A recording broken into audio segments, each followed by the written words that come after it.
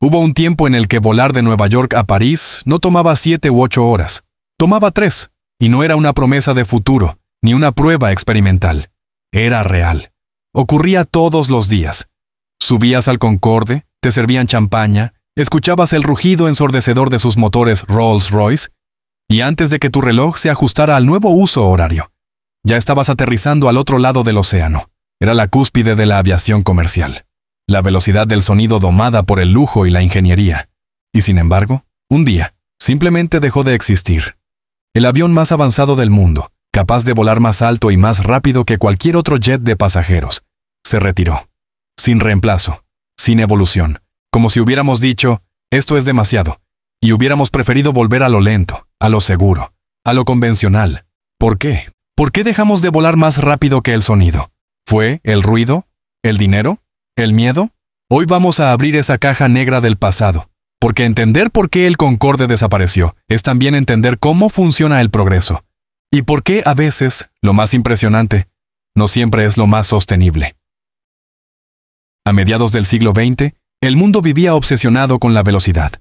La carrera espacial, la Guerra Fría, los avances en la aviación militar. Todo apuntaba a ir más rápido, más alto, más lejos.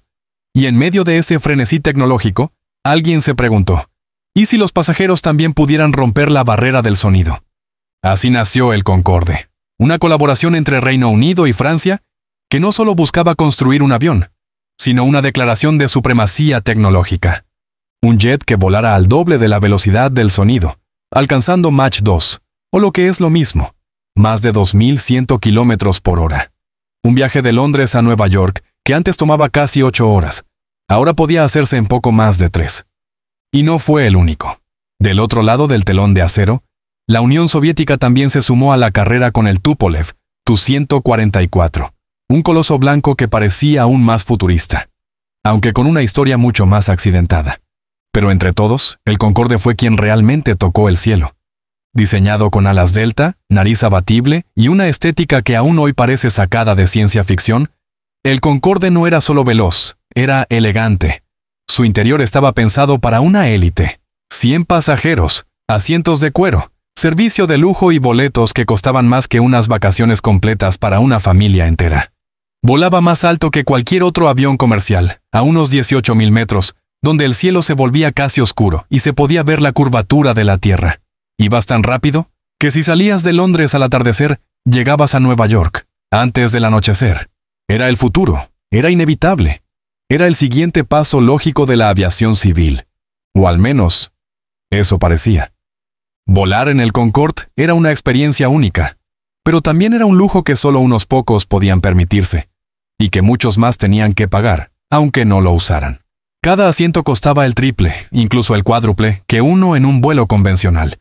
Y no porque ofreciera más espacio o más comodidad. De hecho, el interior era estrecho y simple comparado con otros jets de largo alcance, sino porque el verdadero lujo era el tiempo ganado. Era como viajar en el futuro, a cambio de un precio que muy pocos podían justificar. Y eso solo era el principio. El Concorde era increíblemente caro de operar. Sus 4 motores Rolls-Royce Snecma Olympus 593, derivados de la aviación militar, devoraban combustible a un ritmo descomunal. Cada despegue era como encender un cohete. Y a pesar de sus tarifas premium, el avión nunca fue rentable. Operar uno costaba millones al año, y las rutas eran limitadas, muy limitadas. ¿Por qué? Por el boom sónico. Cada vez que el Concorde rompía la barrera del sonido, producía una explosión sónica que podía hacer vibrar ventanas y molestar a comunidades enteras. Por eso, solo se le permitía volar a velocidad supersónica sobre el océano. Casi ningún país toleraba que lo hiciera sobre tierra firme, así que sus rutas estaban restringidas a cruces atlánticos, Londres, Nueva York, París, Washington, y poco más. Sumado a eso, el Concorde necesitaba pistas más largas, requería mantenimiento especializado, y cada pieza era única. No era un avión, era un prototipo en constante funcionamiento. Y aunque tecnológicamente era una maravilla, también era un símbolo de desigualdad. Mientras los vuelos comerciales se abrían al mundo, y millones de personas accedían por primera vez a un asiento de avión, el Concorde parecía pertenecer a otra dimensión, una para ejecutivos, celebridades y políticos. Rápido, brillante, hermoso pero aislado. Un cometa blanco que cruzaba el cielo de vez en cuando, mientras abajo, la aviación buscaba otra cosa: eficiencia. Durante más de 2 décadas, el Concorde voló sin un solo accidente fatal. Algo impresionante para una aeronave tan compleja y única. Pero todo cambió el 25 de julio del año 2000, cuando el vuelo 4590 de Air France despegó del aeropuerto Charles de Gaulle, rumbo a Nueva York. Minutos antes, un avión de carga había dejado caer una pequeña tira de metal en la pista. Cuando el Concorde pasó sobre ella a gran velocidad, una de sus llantas explotó. El trozo de neumático impactó contra el ala, rompió un tanque de combustible y desató un incendio incontrolable. El avión nunca ganó suficiente altitud. Se estrelló a los pocos kilómetros en un hotel cercano. Murieron las 109 personas a bordo, más 4 en tierra. Fue un accidente trágico, sí. Pero lo que lo volvió devastador fue su impacto simbólico. El Concorde ya estaba en la cuerda floja, caro de operar, limitado por regulaciones y mantenido casi por nostalgia. El accidente rompió la ilusión de que era invencible. De pronto, ya no era el jet supersónico elegante que volaba por encima de todo. Era un riesgo. Se detuvieron todos los vuelos. Se revisaron los protocolos, se mejoraron sistemas. Y sí, el Concorde volvió a volar. Pero algo había cambiado. El prestigio, la demanda, la confianza, todo disminuyó.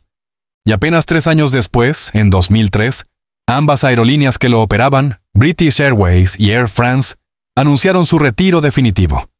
No fue por el accidente en sí, fue por todo lo que representaba. Altos costos, restricciones, inseguridad mediática y una visión de futuro que ya no encajaba con el mundo posterior al 11 de septiembre. El Concorde no cayó del cielo. Fue guardado con respeto, pero el silencio que dejó tras su último aterrizaje aún resuena. Después del Concorde, muchos pensaron que solo era cuestión de tiempo para ver una versión mejorada, más eficiente, menos ruidosa, con nuevas rutas y materiales modernos. Pero pasaron los años, y nada. ¿La razón? Porque hacer volar un avión supersónico es fácil. Lo difícil es hacerlo rentable. El Concorde fue un proyecto político, diplomático y tecnológico. No nació de una necesidad del mercado, sino de un deseo de demostrar poder. Y aunque logró ese objetivo, económicamente fue un desastre. Las aerolíneas aprendieron la lección. Supieron que la velocidad no era lo único que importaba. Si un avión consume el doble, transporta la mitad de pasajeros, necesita pistas especiales, y encima tiene una lista de restricciones legales. Entonces no importa qué tan rápido sea, simplemente no conviene. Además, el mundo cambió. Las prioridades ya no eran romper récords, sino ahorrar combustible, reducir emisiones, ofrecer vuelos baratos y mejorar el alcance global de las aerolíneas. Y eso lo hacían mucho mejor los bimotores de largo alcance, como el Boeing 777 o el Airbus A350. Los gobiernos, por su parte, también perdieron el interés. Ya no estaban dispuestos a invertir miles de millones en proyectos que solo beneficiaban a una élite. Y sin apoyo estatal, ningún fabricante quiso arriesgarse a construir otro avión supersónico comercial.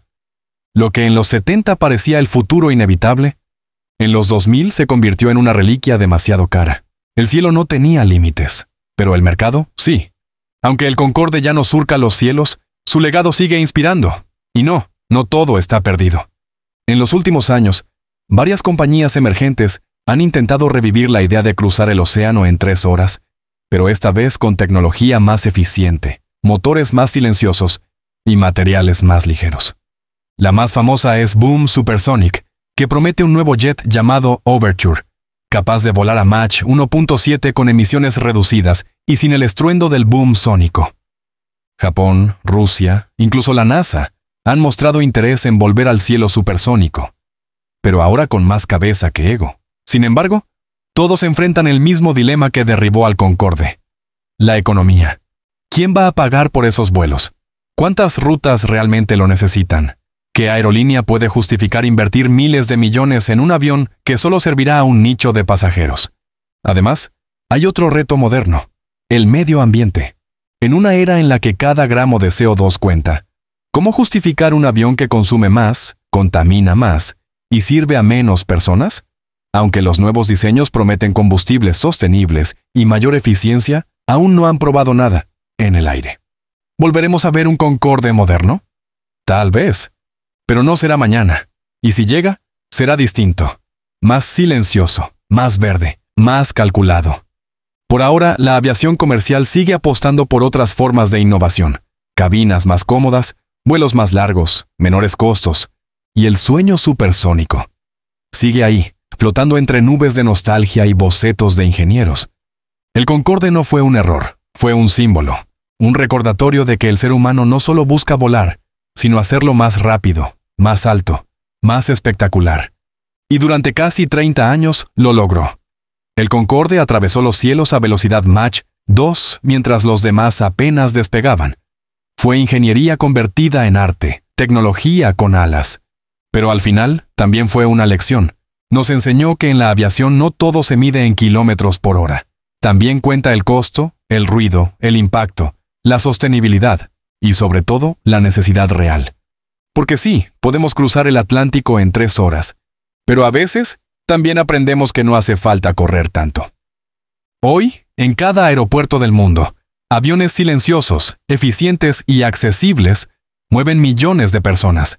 Y aunque no lo hagan al doble de la velocidad del sonido, han ganado algo mucho más valioso: permanencia. El Concorde ya no vuela, pero su estela sigue ahí, dibujada en el cielo de la historia. Y quién sabe, quizás algún día alguien vuelva a mirar al cielo y diga: ¿y si lo intentamos de nuevo?